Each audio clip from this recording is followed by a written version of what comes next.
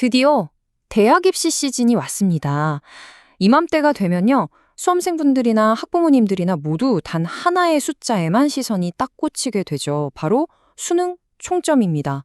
와, 이 점수 하나로 내 미래가 다 결정된다고 생각하면 그 압박감 정말 장난 아니죠. 근데 말이죠. 정말 그럴까요? 여러분의 대학이 또 미래가 단순히 과목 점수 몇 개 더한 그 총점 하나로 결정된다? 과연 그게 진짜일까요?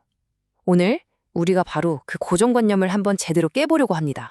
오늘 우리가 파헤쳐볼 비밀의 핵심이 바로 이 문장 안에 다 들어있습니다. 정시 지원은 총점이 아니라 점수 구조를 읽는 싸움이다. 그러니까 단순히 총점이 몇 점이냐 하는 그 껍데기 말고요. 그 점수가 어떤 과목들로 만들어졌는지 그 구조를 파악하는 게 진짜 합격의 열쇠라는 거죠. 자, 그럼 이 전략이 대체 어떻게 먹히는 건지 우리가 고려대학교 세종 캠퍼스를 예시로 삼아서 한번 제대로 뜯어보겠습니다. 여기 전공별로 점수 계산하는 방식을 보면요.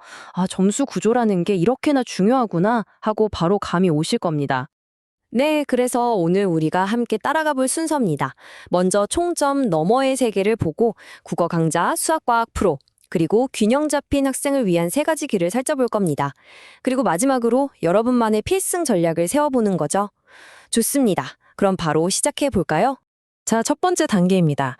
총점을 넘어서 이제부턴 우리 점수의 총합은 잠시 잊어버리자고요. 대신에 그 점수를 만들어낸 설계도에 한번 집중해 보는 겁니다. 핵심은 몇 점 받았냐가 아니라 어떻게 해서 그 점수가 나왔냐 이거거든요. 그럼 제가 계속 말하는 점수 구조가 뭐냐? 바로 이겁니다. 대학들이요, 학과 특성에 따라서 과목별로 점수를 다르게 쳐준다는 거예요. 어떤 과목은 30% 반영하고 어떤 건 20%만 반영하고 이런 식으로 가중치를 두는 거죠. 그러니까 대학마다, 학과마다 게임의 룰이 완전히 다른 거예요. 그리고 이 룰을 먼저 아는 사람이 이기는 게임입니다. 자, 그럼 첫 번째 길부터 가볼까요? 바로 국어 성적이 월등히 높은 국어의 강자들을 위한 길입니다. 자, 이 그래프 한번 보세요. 숫자가 소리치는 게 들리지 않으세요? 국어 반영 비율이 무려 35%입니다. 그런데 수학은 20%밖에 안 돼요. 이 엄청난 차이, 바로 여기에 기회가 숨어 있는 겁니다. 네, 바로 이런 학과들이 국어의 힘을 가장 중요하게 생각하는 곳들이죠. 국제 스포츠나 글로벌 학부, 문화유산 융합학부 같은 곳들. 딱 봐도 인문학적 소양이 중요해 보이죠? 이게 무슨 뜻이겠어요?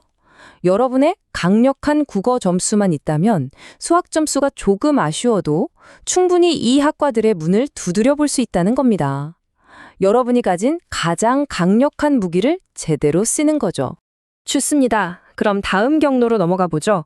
이번엔 수학과 과학에 강한 친구들을 위한 무대입니다. 자, 이번엔 판이 완전히 180도 뒤집혔습니다. 보세요, 이번엔 수학이 35%로 주인공 자리를 차지했죠. 국어는 20%로 밀려났고요. 완전히 다른 게임이 시작된 겁니다. 지능형 반도체 공학이나 컴퓨터 소프트웨어 같은 이름만 들어도 아시겠죠? 이런 첨단 이공계 학과들이에요. 그런데 여기서 진짜 중요한 비밀 병기가 하나 더 있습니다. 일부 학과는 과학탐구 응시자한테 3% 가산점을 추가로 준다는 사실. 와, 이거는 그냥 보너스가 아니라 거의 합격을 결정짓는 치트키 수준이죠. 그러니까 이 전장에서는요, 수학이랑 과학탐구 점수만 확실하면 국어에서 좀 손해를 봤더라도 그걸 다 메우고도 남는다는 겁니다. 오히려 격차를 더 벌릴 수 있는 강력한 무기가 되는 거죠. 자, 이제 마지막 세 번째 길입니다. 어느 한 과목이 특출나기보다는 전 과목에서 고른 성적을 받은 우리 균형 잡힌 성취자들을 위한 길이죠.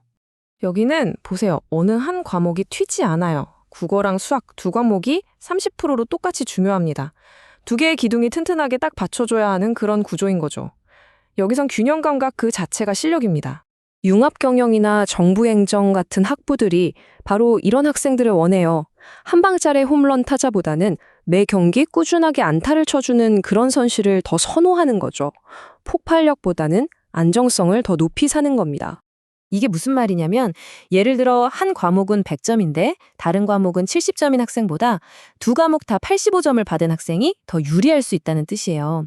바로 이 안정성이라는 키워드가 힘을 발휘하는 순간입니다. 자, 이렇게 각자의 무기가 뭔지 확인했으니까 이제 최종 전략을 짜야겠죠? 그런데 잠깐, 아직 우리가 놓치고 있는 마지막 퍼즐 조각이 하나 있습니다. 바로 숨겨진 변수죠. 25%. 이 숫자가 뭘 의미하는지 아시겠어요? 놀랍게도 이게 바로 많은 학과에서 탐구 과목에 주는 비중입니다. 우리가 보통 주요 과목이라고 생각하는 영어의 20%보다도 어떨 땐 더 높아요. 그러니까 탐구 과목을 그냥 기타 과목 정도로 생각했다면 정말 큰 착각입니다. 탐구는요, 그냥 동점자 가르는 과목이 아니에요. 막판에 결과를 통째로 뒤집어 버릴 수 있는 진짜 게임 체인저라니까요. 바로 이 화면이 오늘 우리가 이야기한 모든 것의 가장 확실한 증거입니다. 한번 보세요. 학생 A와 B, 총점은 360점으로 완벽하게 똑같습니다. 그런데 결과는요? 한 명은 합격, 다른 한 명은 불합격. 왜 이런 결과가 나왔을까요? 네, 바로 A 학생의 강력한 무기였던 국어 95점이 글로벌 학부의 점수 공식과 완벽하게 맞아떨어졌기 때문입니다. 결국 총점은 그냥 숫자일 뿐이었던 거죠. 진짜 중요한 건 그 숫자를 만든 구조였습니다. 자, 그럼 이제 여러분이 직접 써먹을 수 있는 필승 전략 마지막으로 정리해드릴게요. 첫째, 내 가장 강력한 과목이 뭔지 객관적으로 파악하세요. 둘째, 그 과목을 가장 비싸게 쳐주는 대학과 학과, 즉 전장을 찾으세요. 셋째, 승패를 가를 수 있는 변수, 탐구 과목의 비중이 어떤지 반드시 확인하시고요. 마지막으로 이 모든 걸 조합해서 나한테 가장 유리한 지원 포트포리오를 완성하는 겁니다. 간단하죠? 이제 모든 공은 여러분에게 넘어갔습니다. 여러분은 더 이상 점수에 그냥 끌려다니는 수험생이 아니에요. 내 점수를 무기 삼아서 가장 유리한 판을 직접 짜는 전략가가 되셔야 합니다. 자, 여러분의 가장 강력한 무기는 무엇인가요? 그리고 그 무기로 완성할 여러분만의 승리 공식은 또 무엇일까요?